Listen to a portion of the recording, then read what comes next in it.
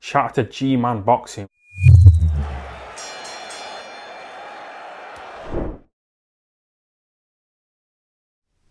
Alright, people.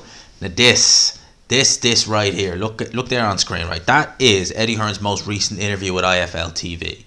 Now, the bit you want to watch on that interview is around about the 14-minute mark, because I'll tell you why. So after about the 14-minute mark, Eddie Hearn starts talking about Anthony Joshua, the reasons behind the December date. He speaks about the fact that Joshua, and himself as well, Eddie Hearn, would like Joshua to go out in July, but he's currently not training for a fight in July, and it's basing upon who he's going to be fighting in December and the organisers. So I think the organisers have a lot of sway and will probably say, no, you're fighting in December, tough you know what. So to elaborate on what Eddie Hearn talked about in this IFL interview, he basically was stating that the reason why Joshua isn't fighting in December is because they want to secure, I'm quoting him here, either Tyson Fury or Deontay Wilder a huge fight. Now, I know the plan for Eddie Hearn that he was talking about last year was 3 fights for Joshua this year, culminating in potentially a big fight in the month of December. But they weren't ruling out potentially having, if they need, more, stay busy fights, rehabilitation fights. Now, personally, for me, that would be preferable for Anthony Joshua, rather than going straight into the deep end. But it seems that's not the case. So Tyson Fury or a Deontay Wilder. Now, he's talked as well, Eddie Hearn. He said it's going to cost a lot of money, right? And it would cost an absolute Herculean amount of money. But he's declared that the reps in the Middle East actually want to stage Tyson Fury versus Alexander Usyk in December, and also on the same night, so I would imagine this would be the co-main event, have Deontay Wilder versus Anthony Joshua on the same night in a mega deal that he believes could be worth up to 400 million in fighter purses if it gets made. Wow. I know it probably won't be this, but if you think about it, 400 mil, that's potentially 100 mil a fight. Now, look, it is just talk now at the minute, right? We don't know. I mean, Tyson Fury came out on Twitter and said it was BS. I think that's the words he actually used, BS or something like that. Anyway, so we're in the talking stage. Now, Francis Warren is the older of the two. It was George Warren who was interviewed post-fight the weekend, who he didn't turn around and say, no, this isn't happening. He was kind of saying, look, we haven't really talked much about it and stuff like that. So, for me, there is a little bit of semblance of truth to this. Eddie Hearn seems to be, talking it up big time. And for me, it would make more sense as to why. When Joshua announced that his next fight wouldn't be in December, he mentioned the fact that there was a bigger picture. Obviously, he wasn't going to announce an opponent or anything like that. And for me, it was apparent that it was one of two things. Either one, he was injured and it was a bad enough injury, hence the reason why he'd need to take time out to recover. Or he's landed a very, very, very big fight.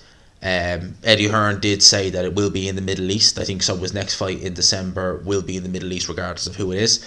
So that to me was apparent as to why Joshua was going to be out of the ring for as long. There were people making claims that Joshua had failed a UCAD test, and there's people still making claims. Look, could he have failed a UCAD test? I mean, it's possible. I mean, UCAD have a track history of keeping it, sealed for however long. I mean, Amir Khan a year, Tyson Fury over a year. But again, UCAD's bans are normally quite lengthy, so why would he be out in December? Eddie Hearn categorically stated that that's not the case. And I'm just gonna say it, the people I've seen accusing Joshua, you go on Twitter, right, and you see people say, oh, Joshua's, failed a UCAD test, saying it like it's fact, right? You just say, right, I'm going to click on their page, and oh, shock horror, who do they have either in their profile or on their cover? A certain Tyson Fury. It's just of course. I think that, as I said, the reason why he's out until December is just what Eddie Hearn is saying. I don't always trust what Eddie Hearn says, but in this case, I'd say there's a semblance of truth to it. And with regards, even if it wasn't necessarily the Saudi Arabian tournament or the heavyweight tournament they're talking about, I suspect that it probably is the fact that they have a big fight lined up against Deontay Wilder or Fury in December. And part of the deal is with Saudis probably that it's we don't want to risk you in July, because God knows what can happen. Even if they matched them soft, God knows what can happen. It's heavyweight boxing. Let's take no risks. He did mention the fact that he expects Fury and Usyk to both fight in the interim. You would imagine that Usyk's going to have to fight one of his managers, probably Daniel Dubois. Fury, he was mentioning something about Ruiz not being the opponent, but I suspect, I don't know, like maybe where he's heard that from, but I suspect it probably will be Andy Ruiz. I mean, I'm just trying to rack my brain and think who else would it be, you know, unless they decide, like, because Ruiz, I think stylistically is an easy-ish fight for Tyson Fury. Not tailor-made per se, but fairly well made for Tyson Fury, you know, that sort of way. He also mentioned that Tyson Fury, he believes, would only fight Usyk for an insane amount. They have to get the checkbook out to get this fight over the line. And, you know, I agree. I agree with that. At the end of the day, the demands Tyson Fury has made trying to get this fight over the line for April were just, no matter what Usyk did, the goalposts were getting moved. Whereas I think if they make him an offer that's so good, the Saudis, that it's just like, okay, let's just get this fight over the line. You know, an offer that you cannot refuse. We're going to do a little bit of boxing history right here, right? If you look at the history of boxing, it's always been the case. You know, let's bring you back to the year 1908. At the time, the heavyweight champion of the world was a man by the name of Tommy Burns. He was a 5'7", 168-pound fighter.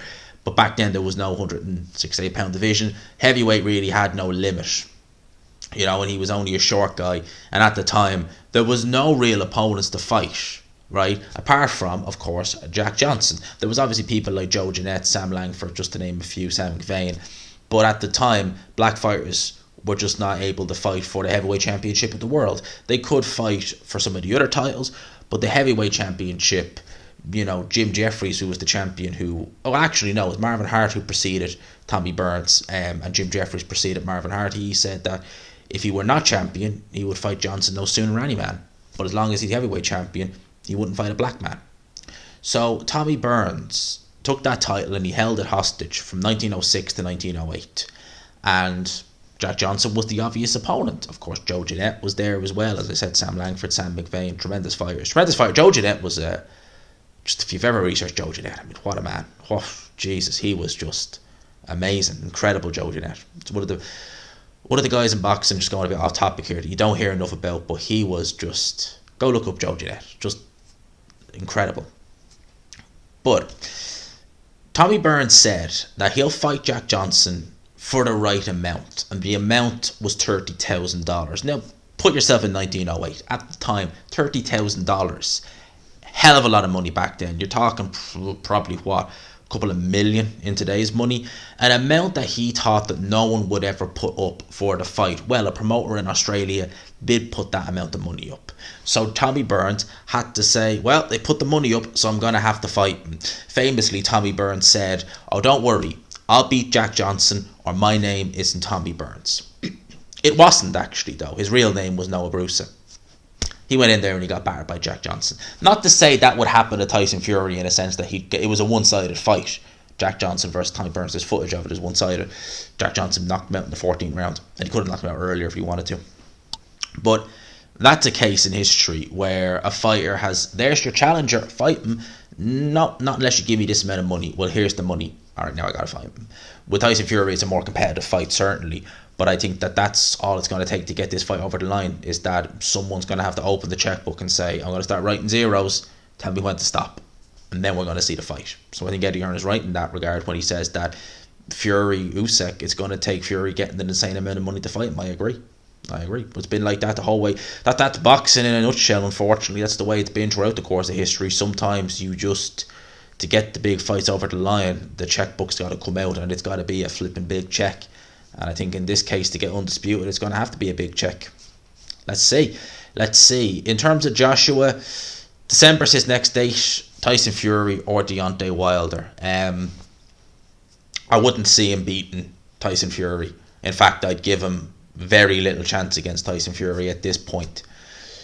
Very little chance against Tyson Fury. Against Wilder, will Wilder have a fight in the interim? Because you're talking over a year then. Wilder fought in October. He's not fought since then. Will he have a fight in the interim? And how will he look in that fight? I give him more of a chance against Wilder. Would I pick Wilder? Probably would pick Wilder to beat Joshua. But let's wait and see. Let's wait and see. Hope you enjoyed the video, people. Let me know your thoughts in the comments section below. You like me chucking a bit of boxing history in there as well. You know, a little bit of boxing history.